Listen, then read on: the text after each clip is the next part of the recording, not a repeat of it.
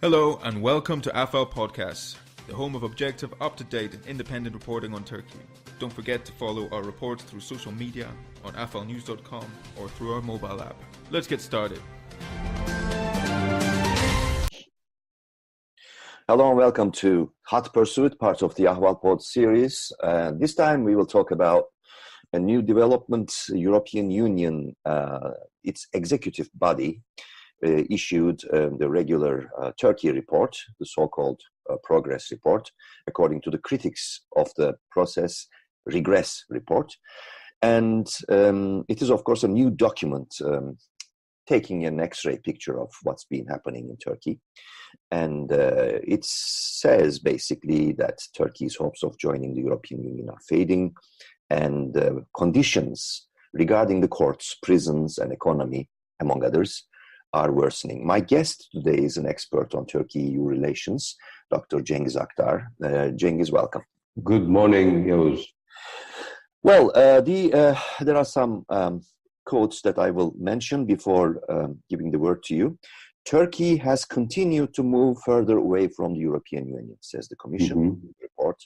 And also, this is important, negotiations have effectively come to a standstill, it says. And the free speech and freedom to protest were being curtailed, local democracy was at risk, and the government had negatively affected, quote-unquote, financial markets. Serious backsliding continued in the Turkish economy, leading to deeper concerns over the functioning of the country's market economy. There are many, many other sections and chapters in the report. Please walk us through in that report what it says. Usual yearly enlargement package, which was announced in the past during the fall. Now it's shifted to the spring. And the Turkey report, 117 pages Turkey report, is just part of it. The package talks about the enlargement policy in general, and makes actually an important recommendation, not about Turkey, but about North Macedonia or Northern Macedonia and Albania, and recommends the beginning of the membership negotiations. This is extremely important, especially for Northern Macedonia after the Prespes deal. Now, to go back to Turkey, as you mentioned, as you quoted the press release of the Commission, the very first sentence of the report is saying almost everything. The first sentence is Turkey remains a key partner for the European Union. That really tells a lot. I mean, speaks volumes, because if you are a prospective member of the European Union, your progress report doesn't start with Turkey remains a key partner for the European Union. So it means that there is something else. What should it say? Well, I mean, it says, I mean, it starts to talk about right away about the progress achieved during the past, year under examination, and goes directly in the subject. Moreover, the second sentence, after some recall of the past events of 1964, 1995, 1999, 2005, etc., but I skipped this. The second key sentence is what you partly mentioned. It says, the General Affairs Council, these are the deciding, decision-making member states, the General Affairs Council conclusions of June 2018 stated that under the currently prevailing circumstances, Turkey's accession negotiations have effectively come to a standstill. No further chapters can be considered for opening or closing, and no further work towards the modernization of the customs union can be currently foreseen. The Turkish government's repeated commitment to the objective of EU accession has not been matched by corresponding measures and reforms since then, and the EU's serious concerns on continued negative developments in rule of law, fundamental rights, and the judiciary have not been addressed. I mean, that tells you really everything. It means that, I mean, we are writing this report because we have to write it, but I mean, don't expect that something positive might come out of this report until you change direction and you move towards the European Union. Because today you are not moving towards the European Union, you are moving away. So the entire report, 117 pages, I repeat, is about this. I mean, they are taking note of a variety of shortcomings. There is a new word introduced in this year's report. Before they were talking about no progress or limited progress. This year they are talking about backsliding. I mean, and the word appears 27 times in the reforms, and for very key points and issues. So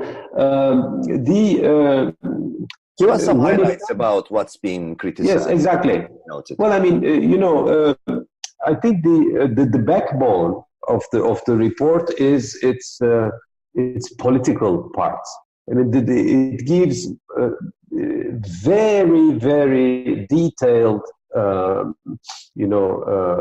description of the state of affairs when it comes to the rule of law and the fundamental rights and how Turkey is treating its opponents in general, the opposition, the checks and balances, the situation of the journalism in the country, the situation of the private property. For instance, there is a very strong,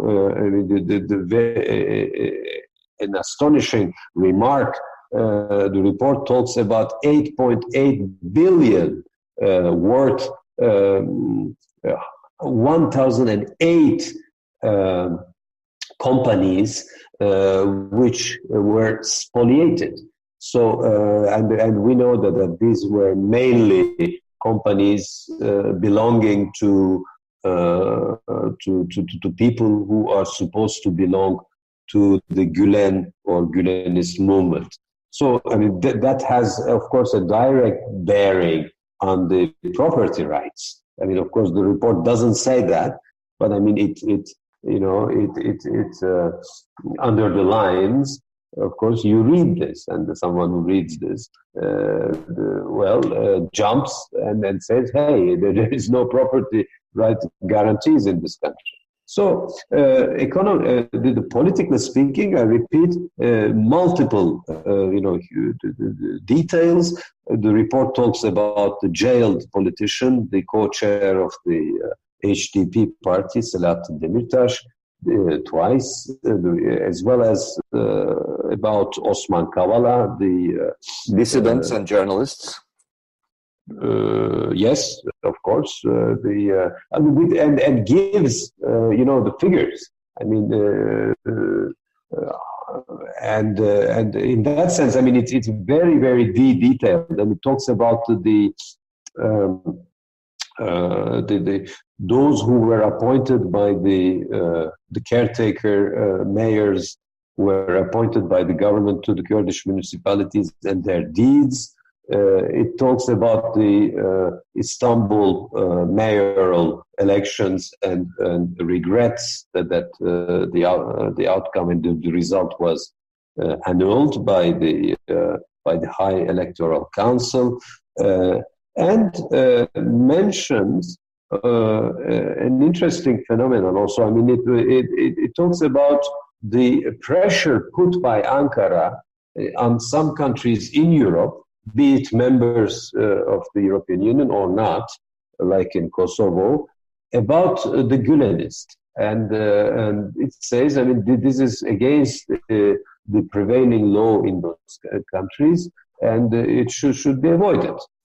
And because we know that for Greece, for instance, Ankara was repeating that 8 so-called coup plotters, which who were granted asylum in Greece should be handed over to Ankara. I mean, without naming any country, the report mentions this these pressures from Ankara. It also repeats the usual litany about the relationship of Ankara with Athens and with Nicosia, and this is within the framework of the good neighborly relations, and repeats with many details that the attitude of Ankara is unacceptable to the European Union, and the EU is backing and is supporting its member states, namely the Republic of Cyprus and Greece. So the economic part of the report, or the technical parts of the report, of course, gives some snapshots, but don't give more details like in the political aspects. And it's more because the technical parts, are completely abandoned. I mean, nothing happens there. And what happened in the past years?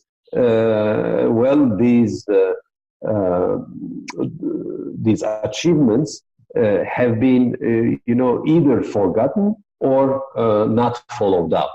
And so they just mention about the backsliding, but full stop. For instance, they repeat in that sense that there are many, paragraphs that I would qualify as copy and paste compared to the previous reports. On the public procurement, for instance, repeats that it's the public procurement system in the country is totally insufficient. The independence of the central bank is insufficient. The working environment for workers and the trade unionism, I mean, these are missing and extremely uncomparable to what is happening in member states. In the environmental protection, I would like to remind that the chapter on environmental protection is one of the chapters under negotiation, by the way, and it says that it's totally. I mean, the practice is insufficient, so on and so forth. So I think in this, what I call the technical chapters, the report basically says, I mean, please go ahead and do all this and harmonize your legislation with the European legislation, but we all know that there is nobody on the other side, I mean, in Ankara, to perform all these reforms. So all in all, I think the report gives the impression to someone who, without knowing, what is really happening between Turkey and the EU the past 15, 20 years, the impression is quite clear. And it's someone who reads the report who can easily say, but what this country is doing in the EU? I mean, how this country can be in touch even with the EU? It's as though, I mean, I don't know, the Democratic Republic of Congo, having relationship with the EU. It's the same thing. I mean, it's totally irrelevant. I mean, and I would like to repeat, technically speaking, Turkey, I mean, as a negotiating candidate country today, in view of its shortcomings when it comes to the rule of law and the protection of fundamental rights, is cannot become, I mean, forget about the negotiations. Does not qualify as a candidate country. That doesn't even qualify to become, forget about the negotiations. Cannot even become a candidate country.